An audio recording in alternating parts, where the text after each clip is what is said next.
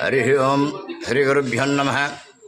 22/8/2024 చిరంజీవి కుప్ప శ్రీజా హిమనందిని జన్మదిన సందర్భంగా అమరావతి వాస్తవ్యులైనటువంటి వారి నాన్నమ్మ తాతయ్యలు హరిద్వార్ పుణ్యక్షేత్రంలో నిర్వహిస్తున్నటువంటి అన్నదానం.